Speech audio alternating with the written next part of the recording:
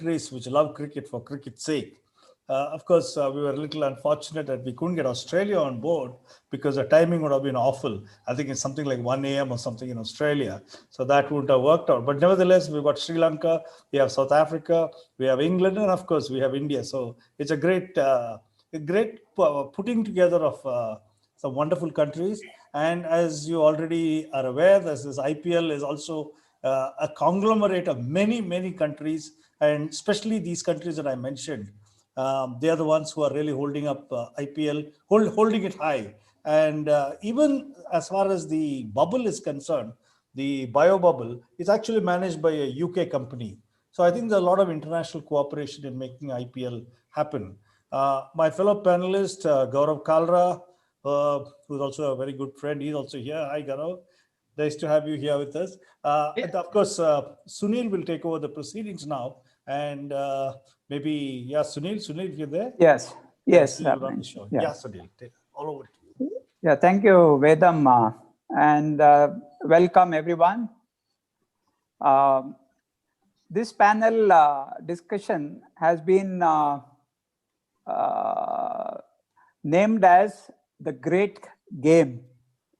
Now, if you actually see and go back into history, the Great Game was a political and diplomatic confrontation that existed for most of the 19th century and beginning of the 20th century between the British Empire and the Russian Empire over Afghanistan and neighboring territories in Central and South Asia.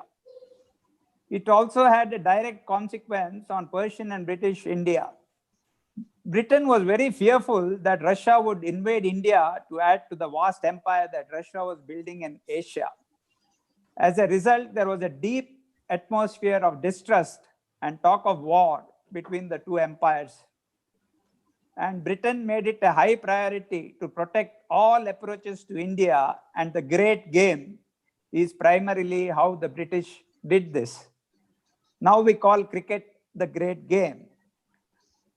The interesting part is the Great Game began on 12th January 1830 when Lord Ellenborough, the president of the Board of Control for India, asked Lord William Bentinck, the Governor General, to establish a new trade route to Emirates of Bukhara. I think you people heard me say President of the Board of Control for India. It is not BCCI because cricket is missing there. It is just the person who was charge of India at that time. So that is the history of Great Game. But today we are talking about cricket as the Great Game. But one thing the British did succeed was cricket never went to Russia. So they have kept Russians away from cricket. So we have with us today two panelists. I think Mr. Vivek Kumar unfortunately could not join us today. So I would like to briefly introduce the two panelists today. First is Mr. Gaurav Kalra. He is with us today. He is a household name thanks to his stellar work as a television presenter at CNN IBN. He was an everyday event in millions of households, renowned for his pleasing personality and easy presentation. He moved on to other well-known media houses like ESPN, Cricinfo, and over the 2 decades long career as a sports broadcaster and journalist, has covered several high-profile international sports events, including the Cricket World Cups, the Olympic Games, and the Tennis Grand Slams. He has also interviewed some of the most prominent sportspersons in the world. Gaurav has also led content strategy on television and digital platforms. He lives in Mumbai and is currently with IMG Reliance. So can we have Gaurav Kalra on screen, please? I'm here, Sunil. I'm here. Yeah, okay, thank you. Thank you. The second panelist, of course, is Vedam Jaishankar. He is an acclaimed author whose latest book, Courage, Conviction, Controversy, and Cricket. We will talk about that book in the later part of this discussions. His earlier book, Rahul Dravid, a biography, was translated into multiple languages and was a bestseller. His second book, Casting a Spell, The Story of Karnataka Cricket, was the most definitive book on this topic. Vedam has been in the world of journalism for 3 decades. He has been involved in print, television, and other digital media. He has also covered multiple cricket World Cups, besides covering cricket in all 6 continents. He held senior editorial position in the Times of India, the Indian Express, Deccan Herald, etc. He also regularly appears on television discussions on Times Now, Mirror Now, and a few other regional and English languages. He teaches journalism for postgraduates at the National School of Journalism and sports management to business management students. His interests, of course, other than cricket, is golf, history, heritage, tourism, and current affairs. So welcome, Vedam. Jai Shankar. Thank you. Thank you, Sunil. Thank you very much. So the IPL is the current hot topic, and it has been appropriately chosen as one of the main topics of discussion today. So first, let us just look at this year's IPL. Considering all the difficulties that was involved because of the pandemic and all the delays, the uncertainties, do you feel that it has been a success commercially, cricket-wise, and entertainment-wise? One of you can maybe. Okay, shall I go on that, Gaurav? I think we should really compliment the BCCI for having done such a great job, because it's the IPL adds 4,200 crores to the BCCI coffers. Now we need that kind of money very badly, because if you have to develop cricket and take it to the smallest towns and villages, you need that kind of money. Without that money, cricket cannot progress in India. And even if you don't have IPL for 1 year, it will be a tremendous setback. Actually, the amount of progress that we have made in the last 10 years since IPL has been around has been really fascinating. In a place like Karnataka, for instance, you have cricket facilities in virtually every major district. And that's saying quite a lot. That would not have been possible but for the money generated by IPL. So I must really compliment Brijesh Patel, the IPL commissioner, because he thinks like a businessman. And I think it was his idea out and out to get this away to a place like UAE, which was far more easier to handle in terms of logistics, in terms of security, in terms of a whole lot bio-bubble security. And like I mentioned earlier, they got the best bio-bubble people with great experience from UK to run the show as far as the bio-bubble was concerned. They kept spectators away, made it a truly television sport. And I think the viewership was outstanding this year. So, and as you know, tomorrow is the final. So far there have been no incidents.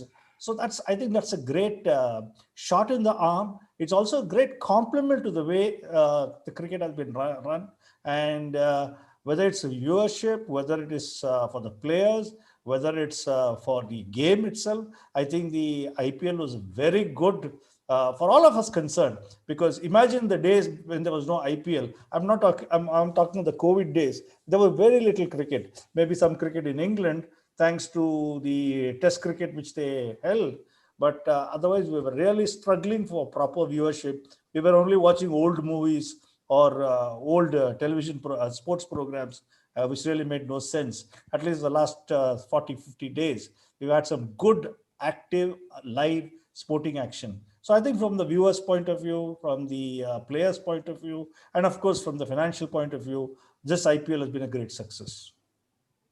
Thank you, Vedam. Gaurav, your opinion with specific to broadcasting, the sponsorship, and the entertainment value.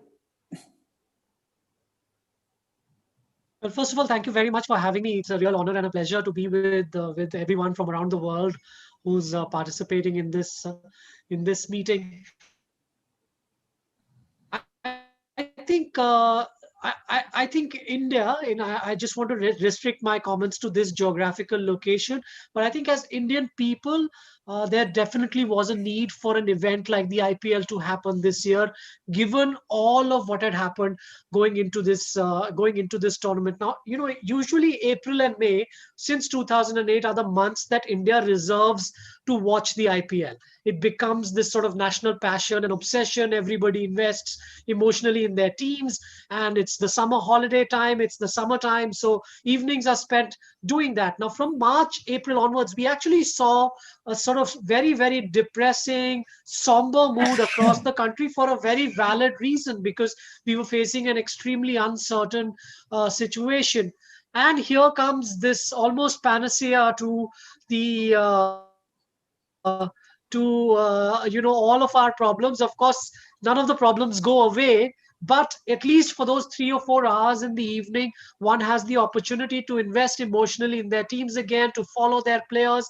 And I think, Sunil, just to your question specifically about sponsorship and viewership, Vedam touched on that already. But if you just look at the numbers that pop up on the side, on the top right hand corner of the Hotstar streaming app, which in India shows the matches, you'll always see a massive number there: 28 lakh, 30 lakh people. That's 3 million people for on a streaming service. And just add to the numbers that you get on television, and you're looking at just massive numbers of people watching it. Some of the advertising that has been created has been fresh. We've seen the advertising. I think a lot of the Indian people who are on this conversation will look at the ads of Cred, for instance, or Dream 11, who are the sponsors, and those are quite engaging, funny ads. And I think in general, it's allowed us to just lift our spirits a little bit and get away from the drudgery of everything. And quite frankly, what were our choices? Like Vedam touched upon, at that time of day, watch the 9 o'clock news. I don't think too many people in India are very keen anymore to do that. So might as now that we have the opportunity to watch live cricket. And I think some of the innovations of the broadcaster as well have been very good. Over time, we've almost forgotten that there are no people in the stadium. That was one of the concerns because of all these audio tricks that have been brought in. You can hear the crowd, etc. I think it's been wonderful. I've really enjoyed it. The games have been competitive, and we've reached a pace where the two best teams of the tournament are now competing for the trophy. Thank you, Gaurav. But now we have a situation where there is going to be another IPL within a very, very short period of time. Yeah. Supposed to be again in April of 2021. So how Yes. do you see that? Sunil, I don't think it will make even an iota of a difference. There can be no such. There's nothing like too much of a good thing. It's almost like getting two bites of the cherry, like they say in cricket, and you get another opportunity to watch the IPL. It'll be in its traditional window. It'll probably be in India. Hopefully, with everything going, I just heard a gentleman talk about a vaccine coming, and just checking the news, it does seem like there might be one. So if there is the IPL can be held in India, if a vaccine is available, if crowds are allowed back into the stadiums, and it's held in its traditional window, I think in India there's one thing that's recession proof. You can pretty much have two IPLs a year, and there's been some talk about that in BCCI circles in general about whether the season needs to be expanded, more teams need to be brought in, and I think you'll see a pretty voracious appetite for the IPL again in 6 or 7 months. Don't worry about it. I think all of us once again will start watching it. Yeah, okay. I'm sure we will, because Indians can never get enough of cricket anyway. Yes. Now, as far as the participants are concerned, I think we will have a question and answer session at the end of the discussion. So if you have any questions, you can always put it on the group chat, and also ask these questions when we come to the question and answers. So presently, let us just continue with the panel and with the panel discussions. Now the other part is the question which always comes up between the traditionalists of cricket and the T20, that is the Test cricket and the T20 cricket. Now, considering the success of IPL, the popularity of the game going into countries previously which did not have cricket, but now with the T20 and the shorter format of the cricket coming in.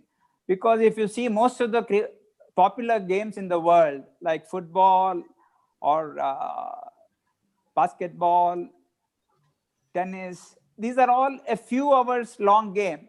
Maybe an exception is golf, which can be played over 4 days before the winner is discussed. So how do you see this progress in cricket? Do you think that over another decade or so, there won't be this long form of cricket and we will have only the short form of cricket? No. And we will go something like the football league? No, actually, you have so many leagues all around the world, and instead of major part of the cricketing calendar, 11 months reserved for other cricket and 1 month for T20, you will have the other way around, where major part is kept for the shorter format and all these leagues, and a small portion for the traditional cricket. No, I don't think Test cricket will ever go away, at least not in the next 20, 30 years. Basically, because I think what has happened is a white ball cricket, as we call it, especially T20 and the ODIs, have actually improved the skills of the players. And because of that, Test cricket is now, you get very few draws. You know, if there are 10 tests, you hardly get about 2 draws maximum, maybe 3. Definitely not more than that. That makes Test cricket itself exciting. Earlier, you have gone through 6 test series where there was result only in 1 test and the other 5 were drawn, or 5 test series when, series was 1-1-0. Now, that kind of thing happening, I very much doubt. There'll either be a clean sweep or it'll be well contested. So Test cricket itself has become a lot more exciting. But whether Test cricket will become so popular that other countries will play it, I don't think that will happen. I think it will be restricted to about 10 or 12 countries. But more and more countries will also take to T20 leagues, which is very, very convenient for everybody. And if you really look at it, IPL as a formula has been a tremendous success. I'm not sure if other countries will be able to replicate that kind of success that IPL has enjoyed. And the BCCI is also very sharp. It doesn't allow its players to go and play in other leagues, so it holds on to its players, which is a good idea. It's a business strategy. We have to be aware of business strategies, and it's a business strategy that the BCCI doesn't want to let go of. But the other boards also make a lot of money because they get a percentage of the player's fee. So to let him go, and they're also in the loop that way. It's good money. It's not small money. It's big money, and it's good money. So I think that formula will stay for some time at least, till someone tries to wreck it. It's a successful formula. It's working. Whether we might have about 12 teams, yes, and maybe like football also, it will be the league teams, or like the English Premier League. IPL will also become one of the major leagues with worldwide following. Maybe there'll be about 12 teams or even more. And don't forget that other teams or other countries also play a lot of football leagues, but it's only a couple of countries' leagues which are really famous. And I think that's what would happen with cricket also. And the advantage in India is you have so many grounds, so many cities. Like in UAE, for instance, now there are just 3 grounds, and you're playing. Sharjah had just 2 pitches. The other 2 venues had about 3 and 4 pitches. So that it helped, but you can see the low scoring. This would not happen in India because IPL in India is played in 12 to 13 grounds, and each of the grounds have 2 to 3 pitches. So, the distribution of matches is much more, the wear and tear is much less. So I think IPL as a successful formula in India, in Indian grounds, in India, with high scoring matches, that's here to stay. And I think it's a good formula. The UAE IPL has been a little different. We have had a lot of low scores, but it's not as bad as the Caribbean IPL. I'm sorry, Premier League. In Caribbean Premier League, teams are getting all out for 80 and 70 and things like that. That will not happen. And Sunil, just one last quick word. Yeah. We were talking about the IPL next year, but I think the more exciting thing that would happen, if it happens, is the auction in February. If the auction happens, all players are supposed to go back into the pool. Whether that will really happen, whether franchises will let go of all the players, that's a debatable point right now. But the intention is all players go back into the pool. and then they have to be bought. But my own fear is I don't think all the players will go back to the pool. There will be some retention or what they call matching Offers, right to yes. match, or whatever cards those are. Thank you, Vedam. I think that interesting point you brought out, that the improvement in the player skills.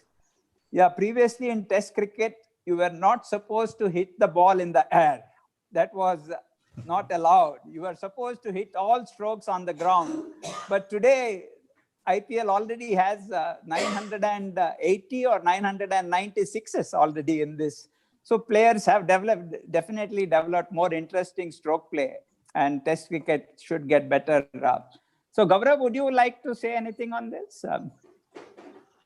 Well, I think what has also happened, I think this is largely because of the T20 revolution, so to speak, is that we are starting to, or actually not starting now, we are seeing players of a certain skill set emerge around the world who are then valued, especially for those skill sets. These players don't necessarily come through with the ambition of playing Test cricket. So the way perhaps kids in the future are going to look at the game is that we fancy ourselves as specialists of a certain type of cricket now, and I think that provides a lot of heartwarming stories as well, and provides them with employment and financial stability. For instance, I just wanted to make the point about a couple of guys who have just come on the Indian horizon. T Natarajan, completely from a very very small town, with no facilities, from a background of extreme poverty, comes in, starts to show skill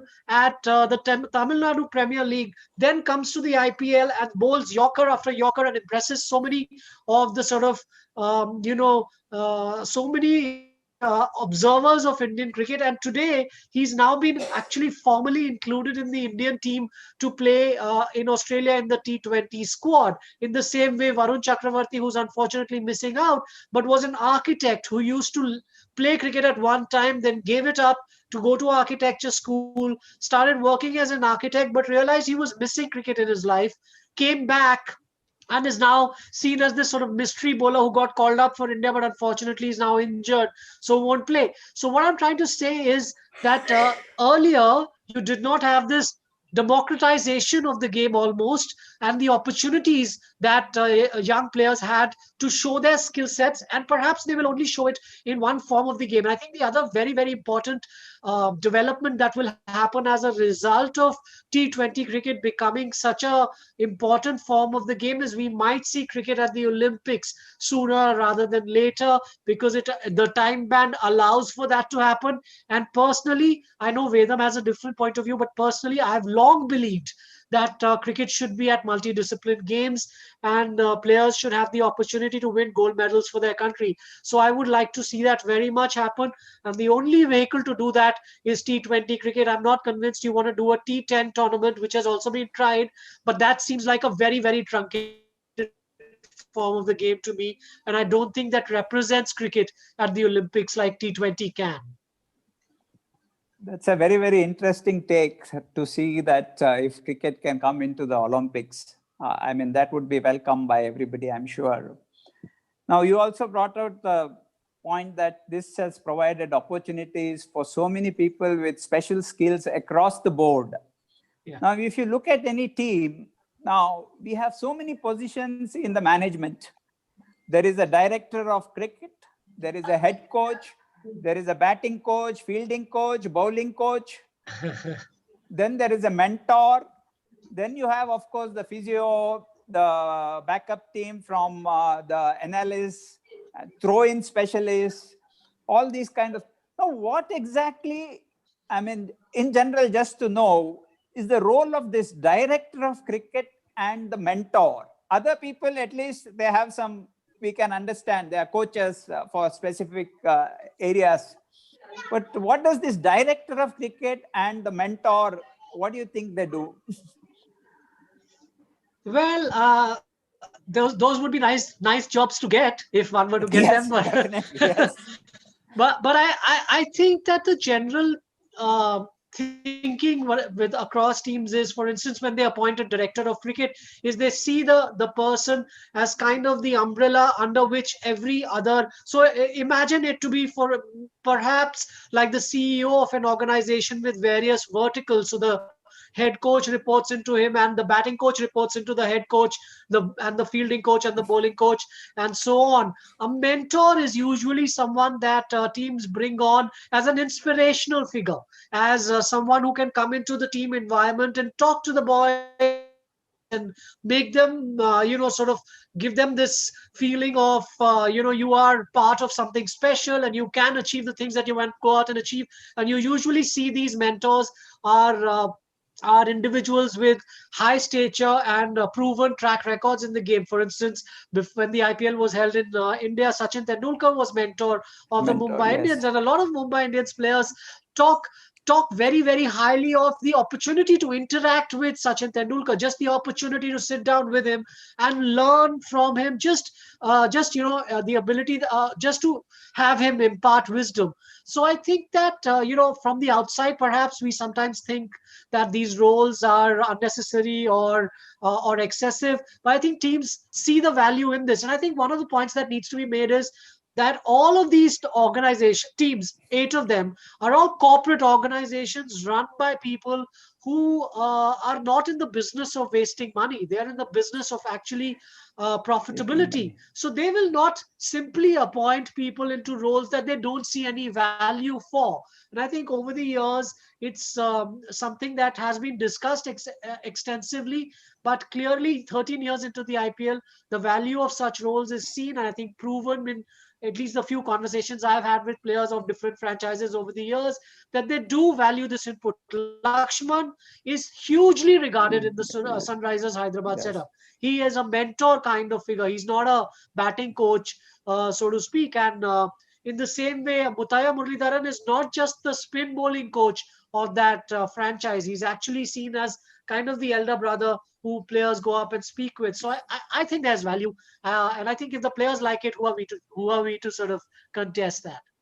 No, to continue from what Gaurav just now said, I give the classic example of Kerry Packer.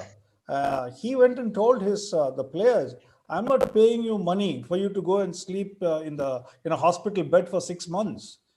He insisted that they have protective equipment. He says, "You get one shot on your head or wherever, you're in the hospital for the next 6 months, and I'm going to throw away good money." So he insisted, and a lot of protective gear actually came into the cricket, into the game after that.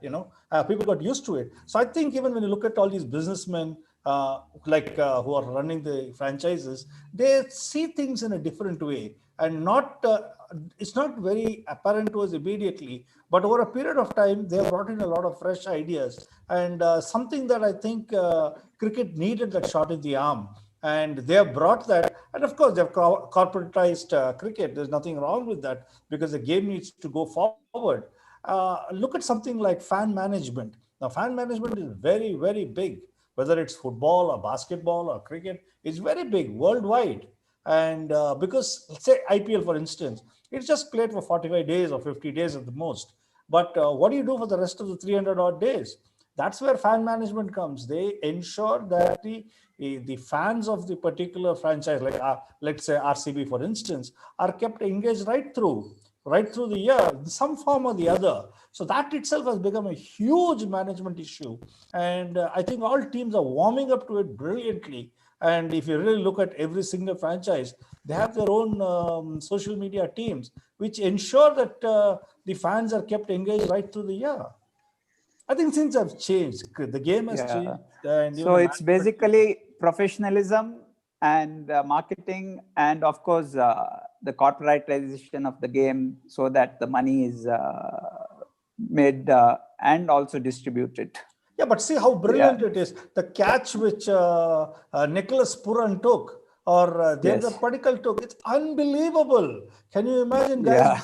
leaping out of the boundary line, flinging themselves at the ball, throwing it back into play, and somebody else catching it? And whoever thought of this idea of two fielders chasing the ball at all times? And if you really look at it in his IPL, you can see that every single ball is chased by two fielders.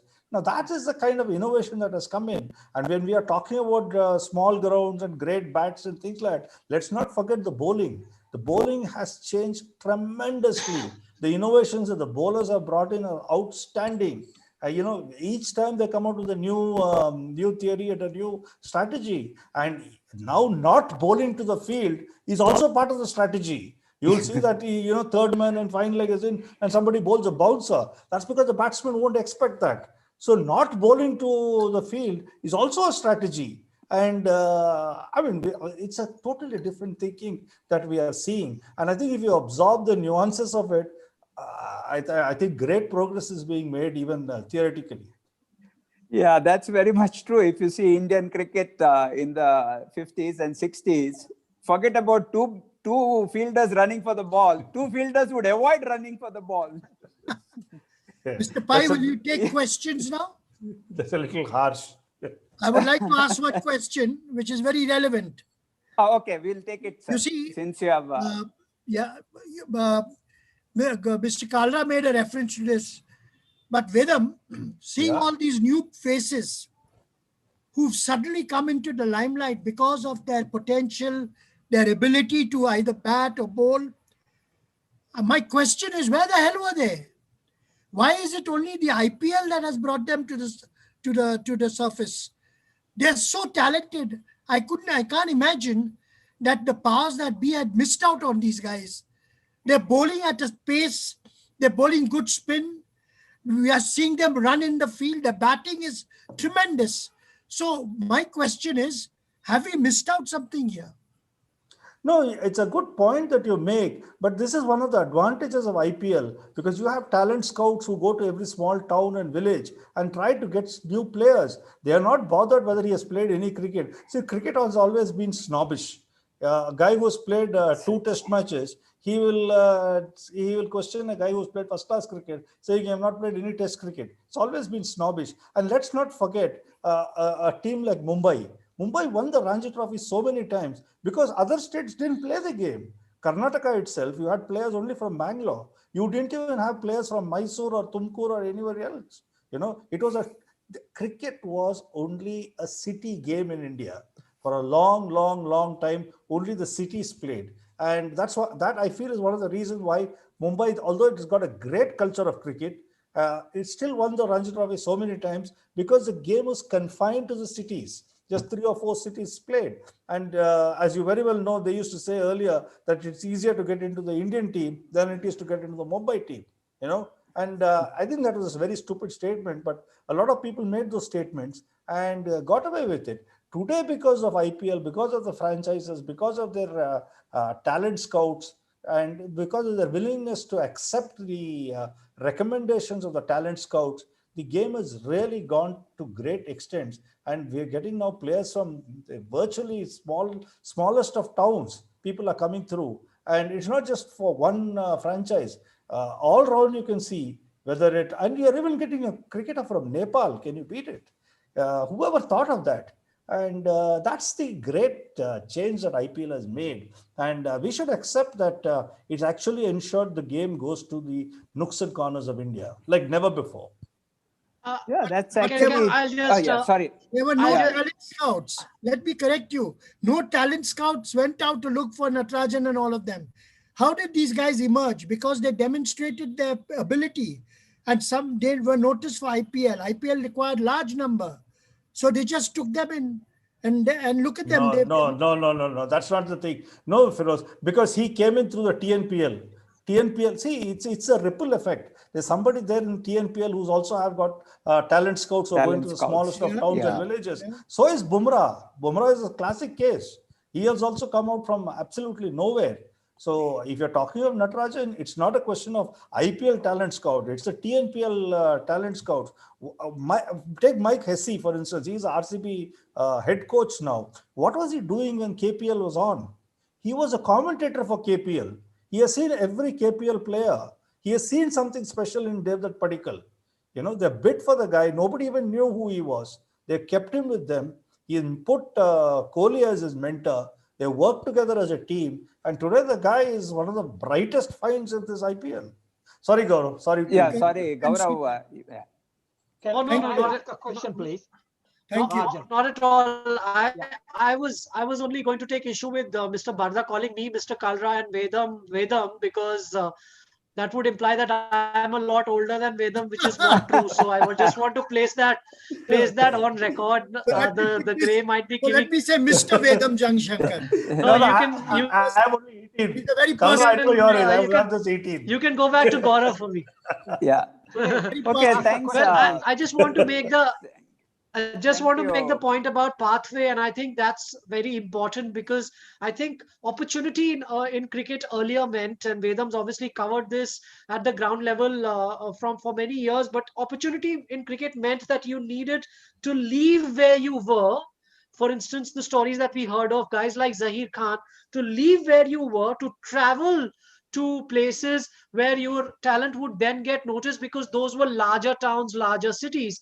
Now there are options available to compete in what are smaller leagues inside your catchment area. So if you've got the talent, it is likely that somebody could spot you. And remember also, Mr. Bharta, what is very important is that the ability to amplify the talent of someone is much more now. You have social media which allows for instance, a video of someone with great skill to go viral, and suddenly a coach can actually pay attention to that skill set. Natarajan is a clear example of exactly what Vedam said, that he actually came through into a tournament which is only meant to be played between players from Tamil Nadu, which meant there were 7 or 8 teams which could then needed to go down the range and acquire players. So the fact that the pathway is now a lot smoother in some ways, but also it means that there's also a much more competitive environment, which means that from a very young age kids learn that they've got to keep on improving their skill sets to stay on top of their games and to improve, so that by the time they're 17, 18, 19, they have the chance to be scouted in an IPL team, and then go from there. T20 is very much an independent career in the way that it's emerging. I think that's what we've got to really understand, that T20 going forward will emerge as an independent career, almost independent of cricket. If you want to think of it like that, it might actually become a separate entity in itself, serving a completely different audience, and cricket might exist in its own place. Thank you. Thank you Thank very you, much. Gaurav. I think we already have a few players who are only retired, or they are not into mainstream cricket, but only playing the leagues all around the world and making a living out of it and earning more than the regular players who are representing their countries. Okay, going forward, like IPL is an international tournament, and we have players from South Africa, Sri Lanka, England, and Australia, all contributing their special skills and making this a success. So I just wanted to ask you if you could just point out a few players who have contributed to this year's IPL success from outside India. Two guys come readily to mind, Kagiso Rabada and Jofra Archer. What an impact both the guys have made with their bowling. It's amazing. And Archer seems to be just improving with each and every delivery that he bowls. And yeah, I think these two guys are made terrific. Of course, we have the old warhorse, AB de Villiers, who's as brilliant as ever. But look at guys like David Warner, the way he's been able to inspire his players. It's really outstanding what he has succeeded so far. What do you think of the Curran brothers? The Curran brothers have also done extremely well from England, and they have contributed tremendously, and they have developed their own skills. And of course, our own Ben Stokes, again, has done extremely well, despite the fact that his father is fighting cancer, and he has flown back to IPL to give his bit to IPL. And I think we feel great that our own players have contributed tremendously to the enhancement of IPL quality. Yeah, Gaurav, would you like to? In fact, making the point about English players, you just have to think back to 5 or 6 years ago when it was Kevin Peterson was seen as almost this rebel in the English system who was saying to the English system, "I will play the IPL," and the system was saying to him that that means that you're actually going against our wishes. As opposed to now, where the scenario has completely flipped. In fact, the Rajasthan Royals team, as Mr. Rajan mentioned, there is has three exceptional English players in its first 11. Ben Stokes is there, Jofra Archer, who Vedam referred to, and Josh Butler, who's one of the best players in the world. We've also had the success that Sam Curran's Chennai Super Kings had a very ordinary campaign, but Sam Curran was one of their standout performers. And I think that this acceptance of the IPL as a global product has been one of the wins for the tournament. I believe the ratings in the UK are also very good for the IPL. It comes in at a pretty good time, especially if you're in the middle of a lockdown. It'll be early evening for England. I think about 3 o'clock when the evening game would begin. Yes. So Yes. that's a very good time to be able to watch the games. I think over the last 3 or 4 years, we've seen since Andrew Strauss took over as director of cricket for England. That word again, Sunil, for you, director of cricket Yeah. in England. When Andrew Strauss took that role, he made sure that English players went to the IPL and improved and enhanced their white ball skills. And let there be no doubt that some of that really counted towards England's success at the 2019 World Cup. They are obviously world champions right now, and Eoin Morgan's been playing the IPL for many years. He was captain of the team and then captain KKR this time around. So I think around the world, there is a realization that there is the IPL as the number one T20 league in the world.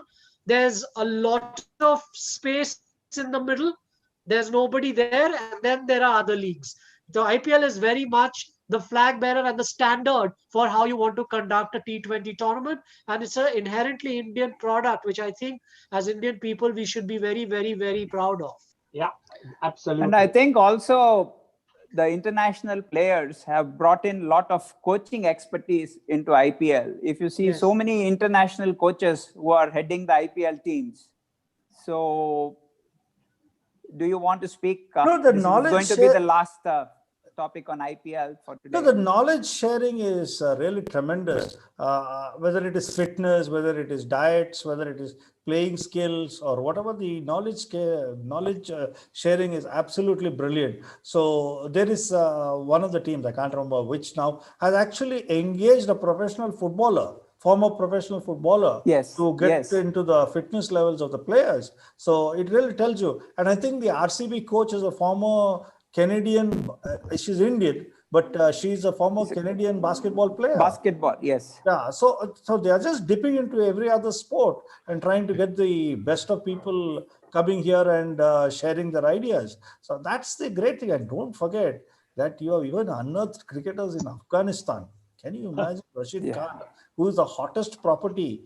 I mean, he's from Afghanistan. Whoever would have chosen a player from Afghanistan? And today, every single league wants to have him. So I think overall, this is truly an international tournament with players, umpires, coaches, trainers, coming from all media, coming from all over the world. And I think we are getting the best of the best. And that's the good aspect of it. Yeah, I just want Yeah. to just make the point additionally, Sunil, was I think at the start of the tournament, Anil Kumble made an observation that he was the only head coach of the only Indian head coach Head of a coach. franchise, and he would like to see more Indian head coaches in those roles. But I think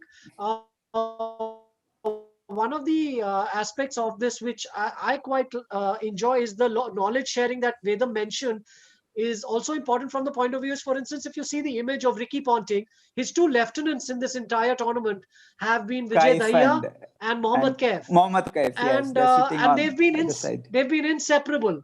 So for Vijay Dahiya and Mohammad Kaif, as they expand in their coaching careers, the time spent with Ricky Ponting is worth its weight in gold, and they would definitely be better as coaches. So you can potentially imagine in a couple of years, Mohammad Kaif or Vijay Dahiya taking over as head coach of one of the franchises. And I think that's where knowledge and growth happens. So it's a win-win. Yeah, Just thanks, a question, Gaurav. Sunil, just one question. Since Vedam mentioned about the pool coming into play by March, do you all believe that RCB needs a leadership change? Oh, okay, I was coming to that question a little later with respect to another thing. Can we take it up few minutes late? Yeah, sure, if sure, you don't sure. mind. Yeah. Yeah. Okay, now the last thing is, with all this happening, there is this conflict of club versus country. Now that aspect is coming up, and now of course we see it very much because of what is happening with Rohit Sharma. He's playing for his club, but he is not in the country, selected for the country's cricket team. Now, how do you see this conflict happening or resolving? Or As for the specific problem of Rohit no, that Sharma, was the yeah, but example. Yes. but he's been included in the team. Oh, He's been included in the test Today team. he has been included. Yeah, Okay. and Virat Kohli will come back after the first test. He will not take part in the tour anymore after the first test. Yes. And Rohit Sharma will be there, so that part of it is okay. Okay. But I Yes. think one of the reasons that IPL looks at is also you need the permission of your mother board before you can play the IPL.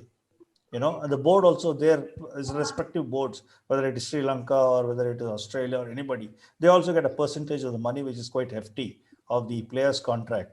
So I think that looks after it. This country versus club, it's an age-old problem in whole lot of other sports. But the Yes. good thing about IPL is it is learned from other sports and it will manage it. I don't think it's so much of a problem. People can quit. They'll quit for longevity. They'll quit to concentrate on a particular career. That's okay. It's like the West Indies cricketers are in demand everywhere, and some of them chose to quit.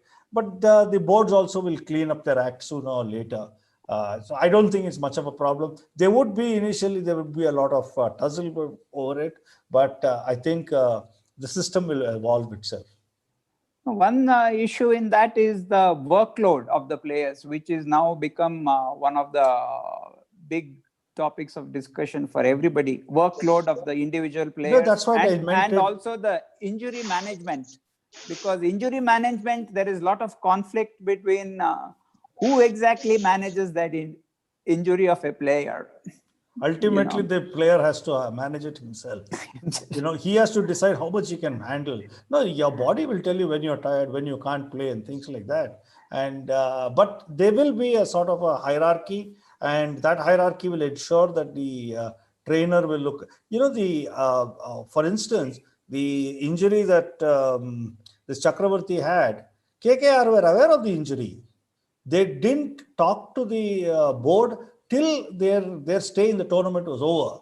Only after the tournament was over, they said that he has got a shoulder tear and he can't field the deep and throw. That's why they kept him throughout in the inner circle, because he can't throw. There's a shoulder tear. He could bowl, but he can't throw. And in Australian grounds, if you can't throw, you're sunk. Yeah. Because those grounds are really huge. So I think there is, like I said, the system will evolve. And De Villiers says that his body, why De Villiers? Dhoni himself says his body can't take so much of load, and he chose to play only the IPL or the T20 matches. So I think that's what it will come down to. What is it that you can manage, and what is it which is too tough for you, mentally and physically? There's a mental aspect also, but that's a different ball game. Gaurav, would you like to say anything on this? Not really. I think Vedam's covered most. Okay. Now we come to another part of our discussion. Is this very interesting book which Vedam has written. I have one question. Can I go ahead? Because since Yes, it's on please. IPL, I'd also put it in the chat. Gaurav and Vedam, given that the game is developing, rather IPL as a property is developing, has the time come for us to increase this player cap from 4 to say 6? Will it not make it a little more interesting? Actually, I remember writing a piece a few years ago. I was at Cricinfo, and one of the recommendations that I made was to increase the overseas player allowance from 4 to 5. in an 11. So you could play 5 overseas players in an 11. However, I'm a little conflicted about that argument, and I'm not on one side of that completely, because you can see sometimes that there might be a slot that will then go to an overseas player and not allow an Indian player to come in and actually make it his own. And we've seen that sometimes fringe players come through and have success and then grow in their roles. So I think that because my argument, at least I think this was made in 2015, was that I feel that the IPL has matured enough for it not to worry so much about the fact that there need to be 6 Indian players in an 11, because sort of fans around the country feel a certain bonhomie to the team, irrespective of sort of city boundaries and catchment areas boundaries. That has now gone away, and it's very much a club loyalty that's developed. In fact, if you look at, for instance, one of the sort of jokes that was doing the rounds this time was that the Kings 11 Punjab are actually the Kings 11 Bangalore, because there are 3 or 4 players from the Bangalore team in that. So I'm leaning towards that, Shiva Prasad, Mr. Shiva Prasad, if that's you who asked the question. That's right. I'm leaning towards the idea of maybe looking at allowing 5 international players per 11, also because sometimes very, very good international players don't get a game. I mean, Kane Williamson quite often doesn't play for SRH because they've got to play 4 other foreigners. Absolutely. So I am leaning towards that. I think it's worth experimenting with as we go on. I think that's a topic which is being presently discussed by the team managements and the IPL board, I suppose, and may see Sunil, hello. Yes, sir. Vedam, excuse me. Let me butt in over here. Yes. Now, meetings are for about an hour. We have reached that time, but nonetheless, I would like this to continue. What I would like to do is I'll propose a formal vote of thanks, so that senior members who may want to leave can continue to carry on, and you all can carry on with the discussion. Would that be all right, Vedam? Yeah, maybe another 10-15 minutes. Yes, that's all we need. Yeah, just another 10 minutes. Think, people can hold on for 10 minutes. Hey, Vedam, this is Srini here. Okay. Vedam, you guys were talking about the various kinds of support structure that comes out to the folks, the new folks. Really, what does it come down to? We know about Vinod Kambli and his past experiences from the background that he came in and so on. And in this current scenario, you have players coming in from, like you said, from fringes of Tamil Nadu and various other places, from fairly diverse backgrounds. What exactly is the kind of support of how they handle adulation, the money, and those kinds of things, which is not necessarily cricket, but that comes with the baggage? Yeah, but I think we have not evolved into a system where we can look after that. But you're absolutely right. It's there is definitely a need for that, and it's the same problem in all sports. Whether billiards, I forget his name. I think was it Jimmy White in billiards, who was actually virtually picked up from the streets and made into a world-class billiards player, or this golf has got Graham Fowler. So there are so many people who come in that way. But in an individual sport, it's easier to manage a single individual.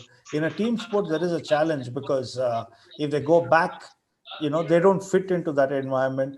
They don't really fit into a real world environment.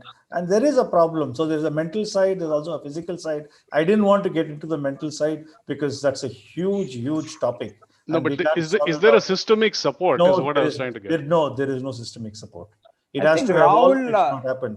Rahul Dravid is the one who has been talking about this and trying to do something with the junior cricket team.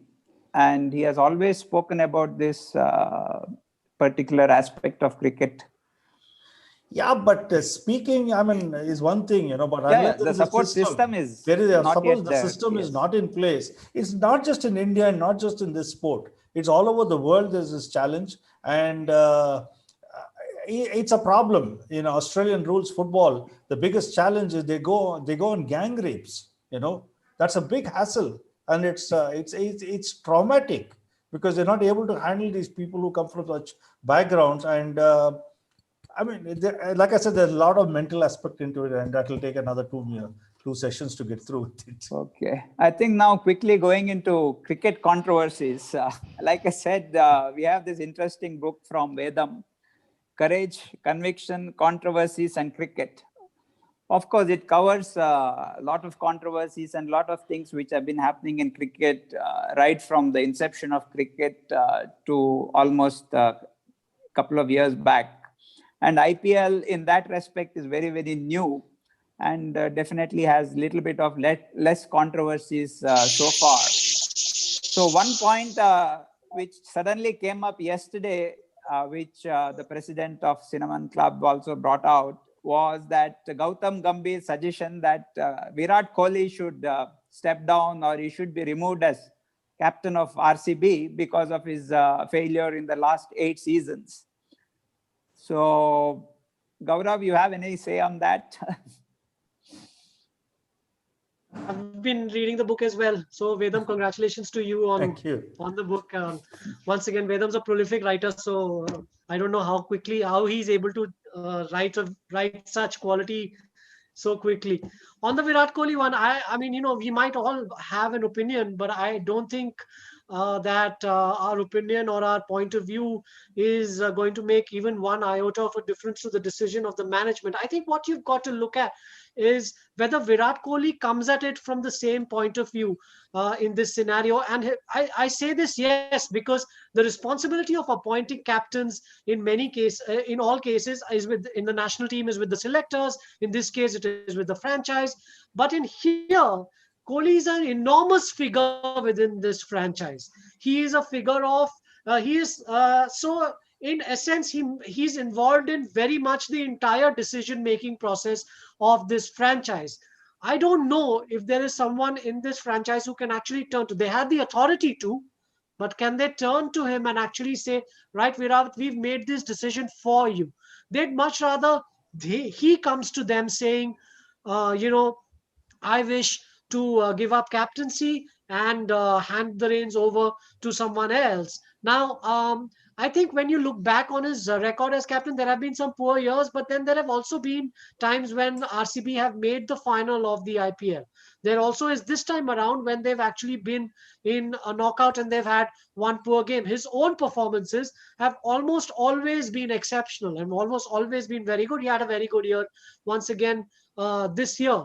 I feel like it's something that he will jostle within, not because Gautam Gambhir has said so, but because I think he will look at the results and look at this year and say, right, do I want to continue playing for this franchise just as a player? And I think if he arrives at that mindset, because I believe that cricketers are very comfortable with the idea of not being captain one day and being captain the other. They all play under each other. They've all had you saw the great Indian team under Saurav Ganguly, Rahul Dravid, Anil Kumble. All of these guys played under Anil Kumble. Saurav Ganguly played under Rahul Dravid. Saurav Ganguly played. So this sort of musical chairs goes on, and you almost become immune to this idea that just because you are captain, you are this ultimate authority figure. You are okay to be just a player. And I think Virat Kohli is at that phase in his life where he'll be okay just to be a player. So, but I think, in my view is, and again, I have no inside knowledge of how RCB operates, but my view is that I think the decision will much more come from him communicating his desire to do so with the franchise rather than the franchise going to him and saying, right, Virat, your time's up. That it could happen, but I doubt it. No, they say the captain is as good as the team. And that is what Viren Sehwag also said, I think, in this contest. Yeah, okay, Vedam, coming to controversies, IPL has so far had not real big ones. I think one of them is, of course, Ashwin's run out, or what we call munkading. So do you want to say something on that? No, actually, I brought out the arguments in the book very well. And I think Sri Lanka was at the receiving end from England, actually, and that's also brought out in the book, where the Sri Lankans allege that the English batsman ran 22 2 runs in a run chase, hitting the ball to long on and long Yes. off. And they were convinced that the non-striker was leaving the crease well in advance to complete those 2 runs. But that apart, I really think what Simon Toffel said at the end of it, which is again brought out very well in the book, because I've used a lot of direct quotes from Simon Toffel, where he explains how the rule has evolved today, and now the responsibility is not on the bowler; the responsibility is on the non-striker to stay within the crease till the ball is delivered. And they've also told you what is that point when the bowling action reaches its apex.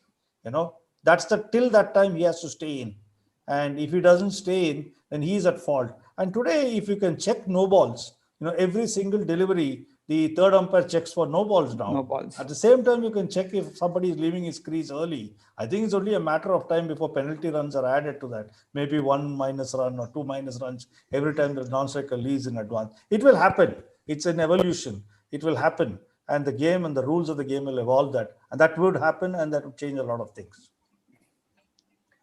But okay, thanks on that. And also, because IPL involves players from so many different countries, is that one of the reasons why there has not been any major controversy or involved in the IPL? Controversy is good for the game.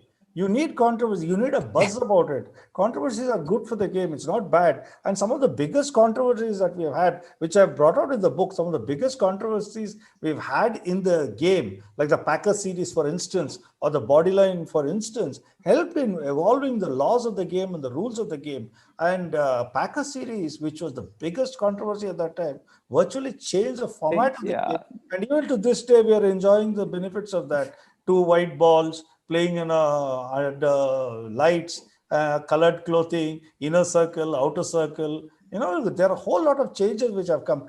I feel controversy at that point of time, however despicable it might seem, it actually finally evolves into something else good. And the game also is enriched sooner or later because somebody did something wrong, like the ball doctoring, for instance. There is a change after that.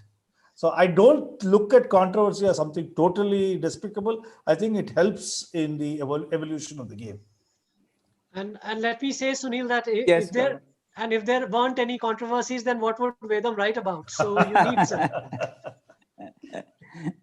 Yeah, that's true. But okay, just going little away from this, if you see any sport in India, there was always this thing that Indians did not have the killer instinct. Now, this was said for many, many sports, including for great players like Ramanathan Krishnan or Vijay Amritraj, where they would lose on the verge of winning. And we said that Indians lack killer instinct. Is this also one of the reasons why, as individuals, Indians are not into any of these controversies in cricket? I mean, as a team is different, but I'm saying as individuals, there are not many controversies as individuals. I mean, it's a philosophical point, Sunil. I really don't. I don't know what the killer, but I think the killer instinct argument has been put to bed quite firmly by this new breed of Indian athletes, not just cricketers, over the last few years. I mean, if you see, for instance, PV Sindhu play, I don't think you can sit and say this is an Indian player who doesn't have killer instinct. I think in the same way, you can look at a whole host of these young sportsmen and women who've come through are so confident. I mean, you saw the Indian women's team play the T20 World Cup at the start of the year in March, and they played. They went through to the final unbeaten. They showed a lot of killer instinct. Yes, they lost the final, but they lost it to the best team in the world. But these are so. I think you've seen over the last few years a real range of Indian sports people emerge with killer instinct. So that's very much an 80s argument, I think. Okay, thanks. So I think we can conclude here because we are also run out of time, and the president has kindly consented up to this time now.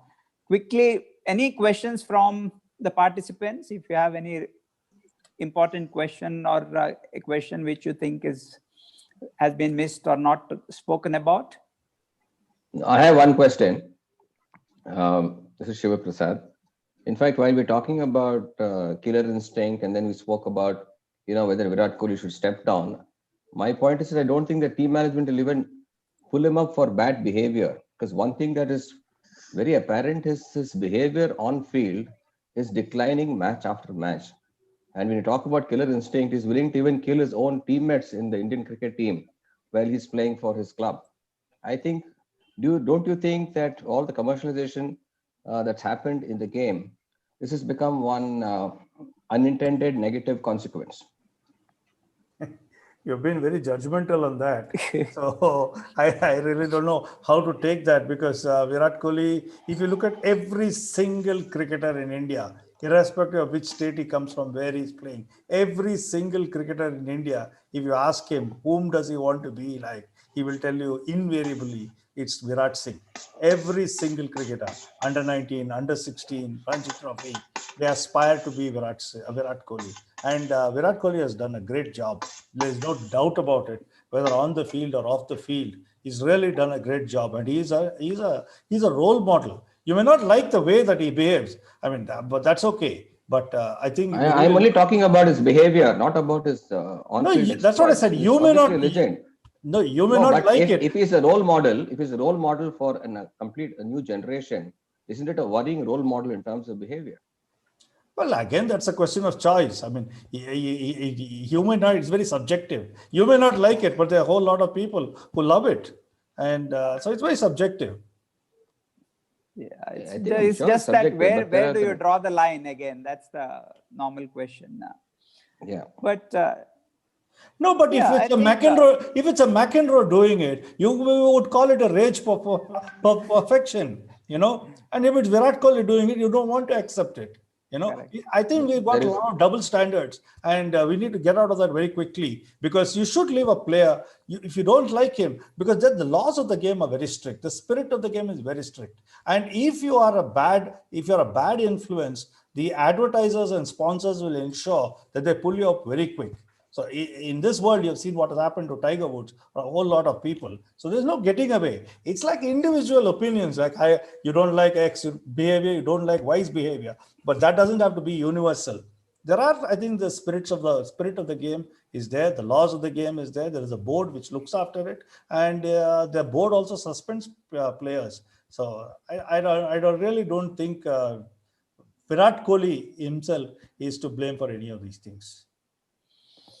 It's, as you said, it's subjective. Thanks. And I will reserve my opinion on this. Yeah. Sure. Okay. Thank you.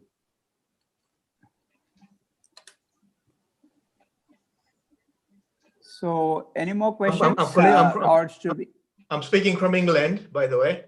Yep. Yes, I do watch IPL there. It's a great cricket. The Indians have an advantage in playing in India because of the weather.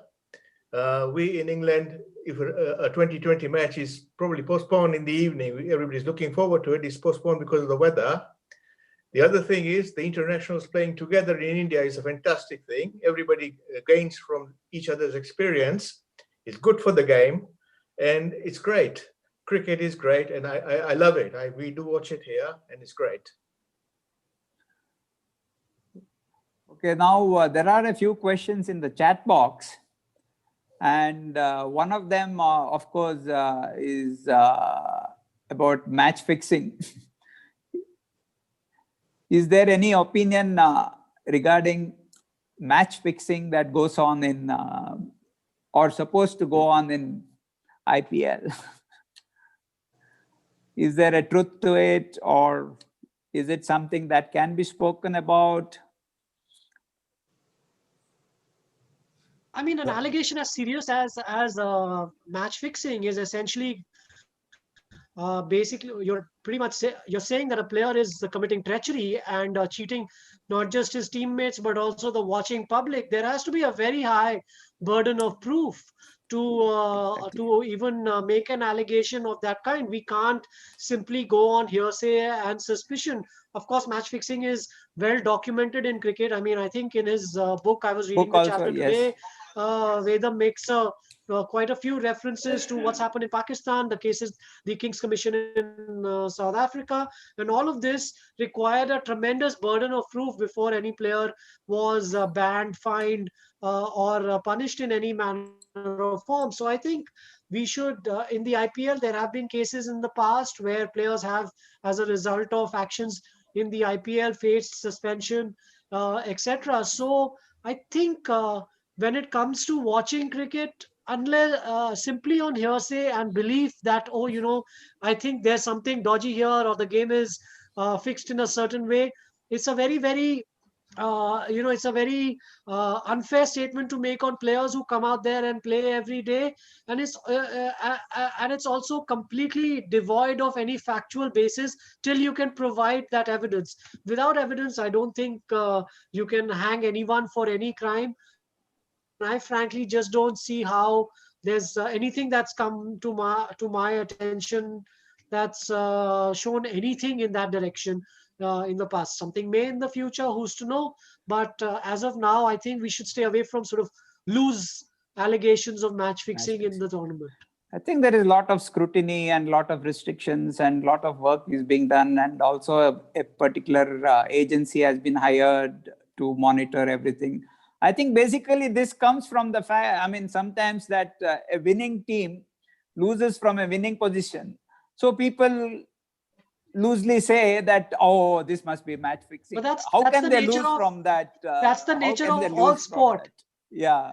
That's the nature of all sport. I mean, it's I think the most brilliant description is that it is unscripted drama. So you can't have an assumption that just because someone is winning a game, they will go on to win it till the time that it actually happens. And so, I believe that till the time that we can actually accuse a sportsman with proof, it is deeply, sort of offensive to these sports people to accuse them of tanking games, of tanking games intentionally. Okay.